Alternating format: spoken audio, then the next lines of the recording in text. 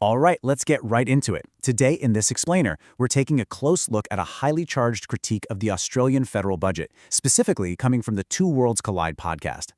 Budgets are usually these dry, dusty documents just packed with spreadsheets. But for political commentators, they're a gold mine. They take these raw numbers and use them to weave a really specific, sometimes dramatic story. So we're going to impartially unpack the claims from this source just to see exactly how financial data gets transformed into a passionate political narrative. The source actually kicks things off with this exact dramatic question. Did the government just declare economic war on the Australian people? By asking that right out of the gate, the host isn't just treating the budget like standard financial policy, they're framing it as an active, deliberate attack on everyday citizens. It's a massive hook, right? And as you'll see, everything that follows in their analysis is completely geared toward backing up this combative premise. To keep things organized, we're sorting the source's barrage of budget figures into 5 key areas: the overarching economic war claim, security and social spending, foreign aid, immigration and health, and finally, taxes and veteran impacts. Let's jump in. Section 1. The Economic War Claim, Framing the Budget Debate. So, the podcast speaker uses this absolute barrage of specific numbers to argue that the government's financial priorities are actually working against the Australian people. It's honestly like a fire hose of data. The sheer velocity of the numbers they present is meant to overwhelm the listener and build up this mounting sense of injustice. They aren't just reading a ledger to us, they are actively curating a list of expenses to hammer home a point about domestic neglect. Moving on to Section 2, Security and Social Spending Mapping Domestic Allocations. Now, this is a prime example of their rhetorical strategy. The podcaster juxtaposes multi-million-dollar grants for certain religious communities against an alleged absolute zero for another. They specifically cite $124 million going to Jewish lobbying groups and security and $25 million for Muslim communities. But then they sharply contrast that by claiming literally $0 were allocated for Christian communities. This comparison is deliberately crafted by the source to suggest a serious imbalance in community support. What's really fascinating on this front is the sheer volume of separate allocations the source bundles together under the umbrella of security and hate speech.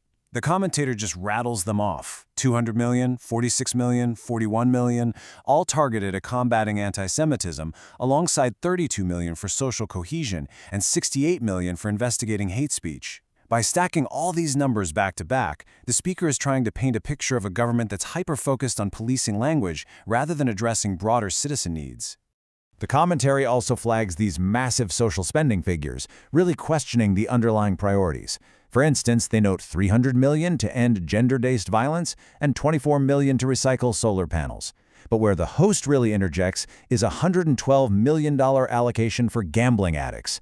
They ask, why doesn't the government just stop gambling lobbying altogether instead of spending taxpayer money cleaning up the fallout? It's a classic move, using a specific budget line to critique systemic government behavior. All right, Section 3, Foreign Aid Allocations, Tracking International Spending. Here, the source lists out these really substantial overseas allocations right in a row to emphasize money physically leaving the country. We're talking $500 million, $550 million for climate infrastructure in the Pacific and Timor-Leste. Then there's $167 million for Nauru, $64 million to recruit Papua New Guineans into the Defense Force, and $25 million for a strategic partnership with India. In the context of their economic war narrative, these figures aren't presented as diplomacy. They're framed as local wealth just being drained away. But out of all those figures, there is one massive sum, $330 million, given directly to Indonesia, that the speaker uses as their absolute main leverage point. The host frames this specific allocation to portray the government as reckless. They literally say, here, just have 330 Indonesia, don't worry about it. By using that conversational, almost flippant tone, it implies that hundreds of millions of dollars are just being casually tossed around overseas. And that completely sets the stage for the frustration they're going to express about domestic funding limits in just a minute.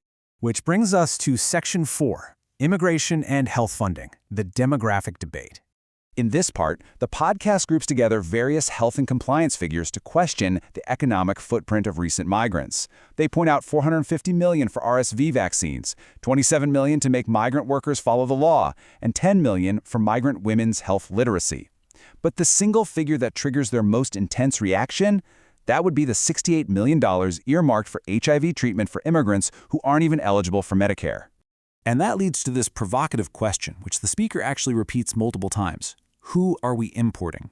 By choosing the word importing, the source reduces immigration down to this purely economic, logistical transaction.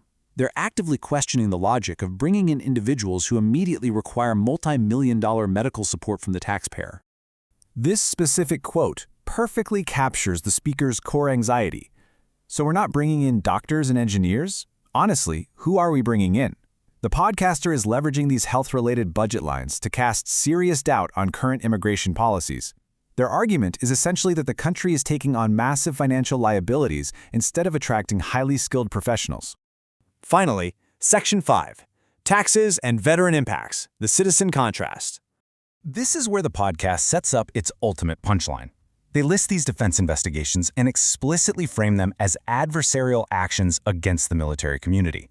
The speaker brings up $50 million to investigate alleged war crimes in Afghanistan, noting it adds to a prior $300 million, plus $16 million to investigate sexual violence in the armed forces, and then they characterize another $54 million allocation literally as funding to, quote, come after our veterans. The whole framing implies the government is spending a fortune just to prosecute its own people.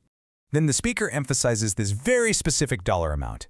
It's presented as a critical, hard bottleneck for local heroes. And this is where their narrative really crystallizes. According to the source, there is now a strict $5,000 limit for veterans needing mental health care, psychiatrists, physios, you name it.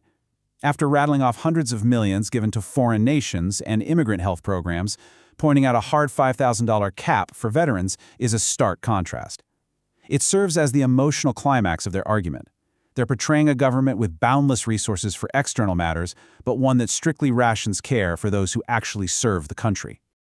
To really hammer the point home, the source then compares the alleged penalization of local, middle-class investors against massive tax breaks for foreign billionaires.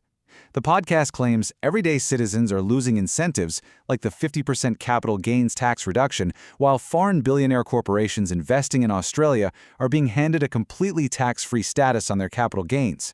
For the host, this perfectly encapsulates their premise: an economic war being waged from the top down against the domestic population. Let's wrap things up with our summary, analyzing the narrative. So, pulling all these threads together, the overarching method here is stark contrast. The Two Worlds Collide podcast doesn't just read you the budget, they engineer a comparison. They take specific lines, hundreds of millions for foreign aid, social grants, immigrant health care, and frame them as excessive giveaways. Then, they sharply contrast those numbers with alleged financial penalties on local investors and super tight restrictions on veteran care. The goal is to use the data to argue that the government's financial loyalty lies literally everywhere except with the everyday Australian. And that leaves us with this final, crucial thought for this explainer. When millions of dollars are rapidly listed off like that, how much of our understanding is shaped by the raw data itself, and how much is shaped by the narrator framing the contrast? Numbers are rarely just numbers, right?